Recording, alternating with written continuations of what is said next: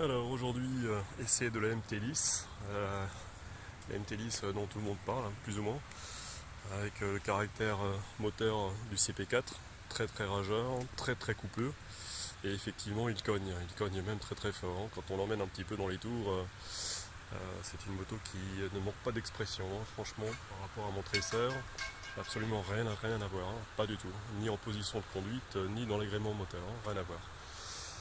Qu'est-ce qu'on peut dire de plus sur cette moto?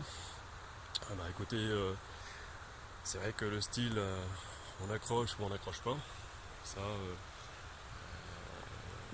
on aurait tendance à dire, si on passe devant et c'est une moto qui plaît à premier abord, ou alors effectivement elle n'intéressera que très peu de monde, et voire même jamais d'autres personnes qui roulent éventuellement sur des sports GT ou sur des trails GT.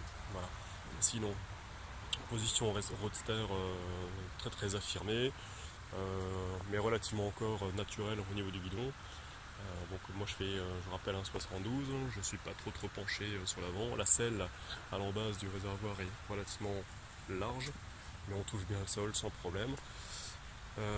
Très très bel équipement, d'origine, je dirais, sans forcément avoir un pack. Très très très sympa, hein. Par contre, quelque chose comme ça que je vais tout de suite vous faire écouter, c'est le son du... Écoutez-moi ce son quand même, hein.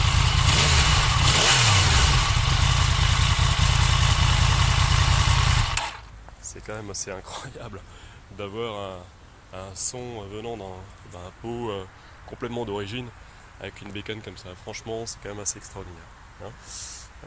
Oui, finition noir mat, légèrement pigmenté, métallisé. Voilà, une petite bulle sympathique pour la protection. Une grosse fourche avec très peu de débattement devant. Les suspensions arrière ne sont pas les mêmes, le freinage n'est pas le même que celui du Tracer. Il a un shifter. Qu'est-ce que je peux dire de plus? De multiples réglages au niveau du guidon. Et alors, effectivement, c'est la MT-10 normale, pas la MT-Lys SP, donc pas l'écran TFT1, mais on va retrouver l'ensemble des données très très facilement avec les commodos au guidon. Voilà. Écoutez, sur ce, j'ai presque envie de remplir mon carnet de commandes, mais on va encore patienter un tout petit peu.